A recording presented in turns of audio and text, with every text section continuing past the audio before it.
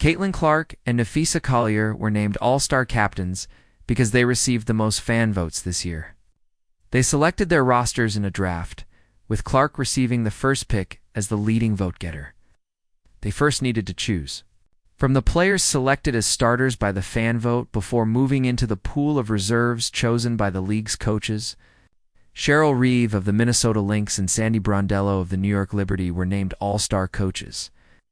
However, Clark and Collier arranged a swap so that Reeve could coach Collier's team, Team CLR. Caitlin Clark, Aaliyah Boston, Sabrina Ionescu, Aja Wilson, Satu Sabali, Kelsey Mitchell, Gabby Williams, Sonia Citron, Kiki Ariafin, Jackie Young, Kayla Thornton Tiem, Collier Nafisa Collier, Brina Stewart, Alicia Gray, Nika Ogwemick, Paige Buchers, Courtney Williams, Skylar Diggins, Angel Reese, Alyssa Thomas, Kelsey Plum. Ryan Howard rookies making the All-Star team is certainly not unprecedented. Both Caitlin Clark and Angel Reese were selected last year, but the 2025 All-Star rosters feature 3 rookies: Paige Buchers of the Dallas Wings, and Sonia Citron and Kiki Ariafin of the Washington Mystics. According to ESPN, this is the first time since 2011 that 3 rookies made the All-Star team, but the rookies aren't the only ones making their first All-Star appearances. Kayla Thornton of the Golden State Valkyries and Gabby Williams of the Seattle Storm are both first-time selections.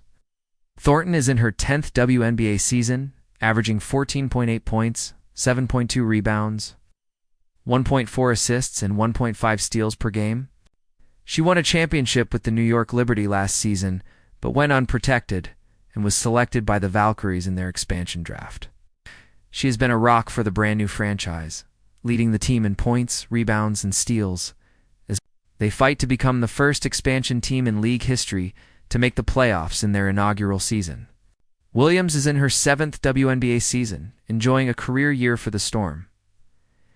She's missed big portions of the past 2 seasons but started every game for the Storm this year, averaging 14.3 points, 4.7 rebounds, and 4.5 assists per game. In addition to those players making their first appearances, Kira Ogwemick has hit a milestone with her 10th All-Star appearance. She joined Sue Bird, Diana Taurasi, Tamika Catchings, and Brittany Griner as the only players in league history with 10 or more All-Star selections. She's in rare territory, but still may need a miracle to break Bird's record of 13. As of right now, no one on either roster has withdrawn because of injury. However, both Satu Sabali of Team Clark and Ryan Howard of Team Collier have missed games recently, and both are listed as day-to-day. If either player withdraws because of injury, WNBA Commissioner Kathy Engelbert would name their replacement.